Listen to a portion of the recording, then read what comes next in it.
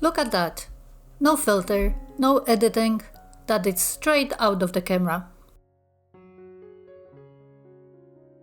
Autumn is, without question, the most generous season for Impressionist photographers. The light is golden, the colors are extraordinary, and the leaves, well, the leaves do half the work for you, if you know how to let them. Today I am going to show you exactly how I use slow shutter speed to turn a simple walk in the park into something that looks like a painting. And by the end of this video, you will have a concrete 3-step formula that you can take out the very next morning. If you are new here, welcome. I am Evapolak and I spent many years exploring the poetry of Impressionist and abstract photography. If you want to go deeper, there is a link to my free guide in the description below. But right now, let's get into it. Let me ask you something. When you photograph autumn leaves, what are you really trying to capture? The leaf or the feeling of the autumn? Because here is the truth. A short, perfectly exposed photo of a single leaf is botanically accurate. But it's not how autumn feels. Autumn feels like movement, like impermanence, like things slipping gently past you before you have a chance to hold onto them. When you extend your exposure, let's say to a quarter of a second, half a second, or even 1 full second, anything in motion during that time gets recorded as a blur. And with autumn leaves caught in a breeze, that blur becomes something magical. Streaks of amber, rivers of gold. The whole frame starts to feel alive. This is the foundation of Impressionist photography. You are not trying to freeze the world. You are trying to express it. Let's talk settings. I want to make this simple because I know how easy it is to get lost in the technical side and forget to actually take any photos. There are 3 things you need to understand: shutter speed, aperture, and ISO. And in slow shutter photography outdoors, they work together as a team. Your shutter speed is your starting point. For leaves in a light breeze, I typically start around 1/8 of a second and work my way down, quarter second, half a second, sometimes a full second or more, if the light is low enough or I add a filter. The slower the shutter, the more motion is recorded. There is no single correct settings. It depends on how fast the leaves are moving and how much blur you want. This is where you get to be the artist. Here is where many beginners get stuck. In full autumn sunlight, I am often shooting at f16 or f22 to reduce the amount of light entering the camera, so I can keep the shutter speed slow. A smaller aperture helps balance the bright conditions while allowing the movement of leaves and branches to create those soft flowing textures. The scene isn't defined by sharp detail, but by motion. Color and light blending together as the forest moves in the wind. And if even f22 isn't enough, that's where your ND filter comes in. An ND filter, neutral density, it's like sunglasses for your lens. It reduces the light entering the camera without changing the color. My variable ND filter lets me use very slow shutter speeds, even in bright morning light. I use it often. It's one of my most used accessories.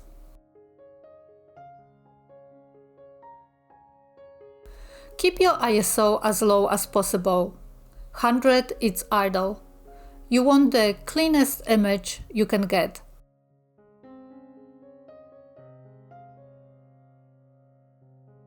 Alright, setting aside, let's talk technique. I am going to show you 3 different approaches I use when I am out in autumn setting. Each one gives a completely different result. The simplest approach is to keep the camera as steady as you can while the world moves around you. Hold the camera gently and frame the branches above. Your goal isn't perfect stillness, just a quiet, steady hand.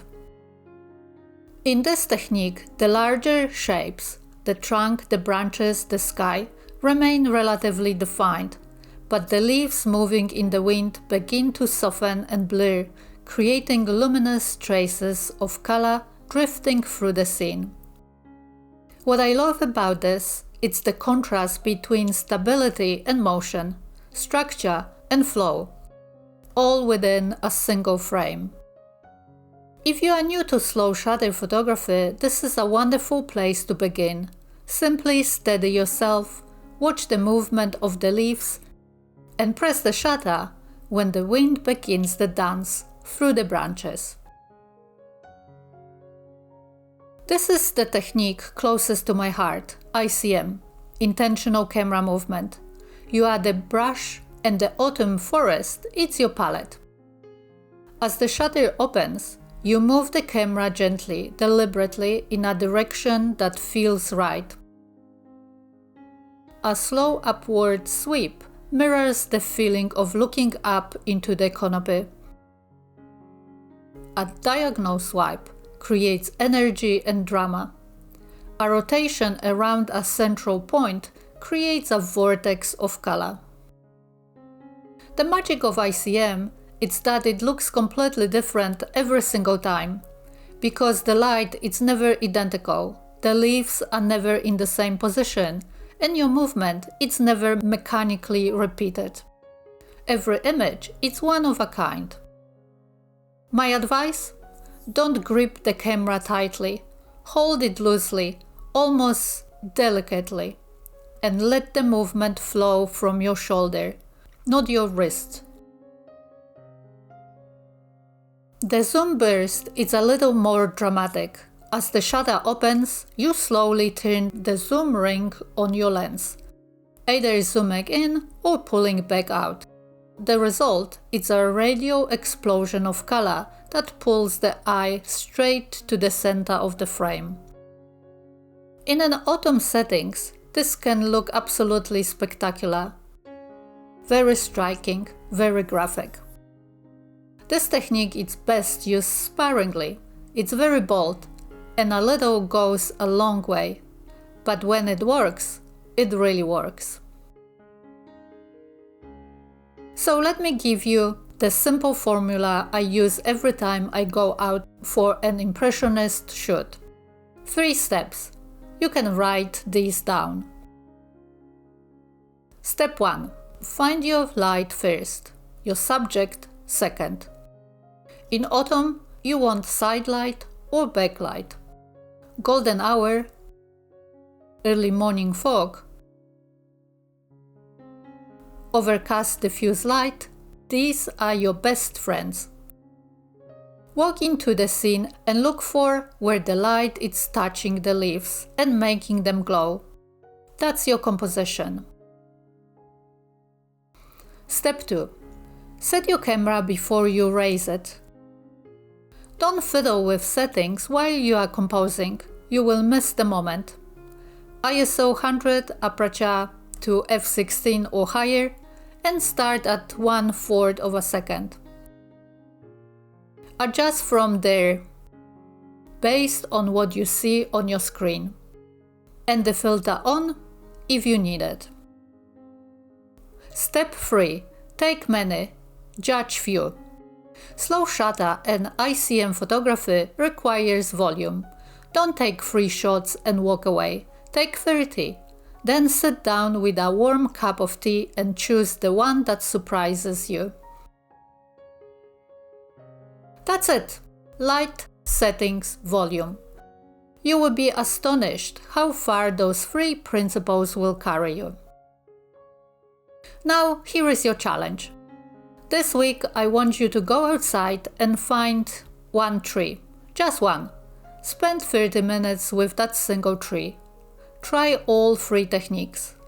Handhold frame, ICM sweep,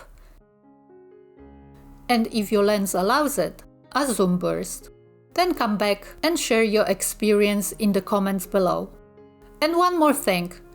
I've put together a free guide called 5 Steps to Impressionist Photography that expands on everything we've talked about today, with more examples and exercises.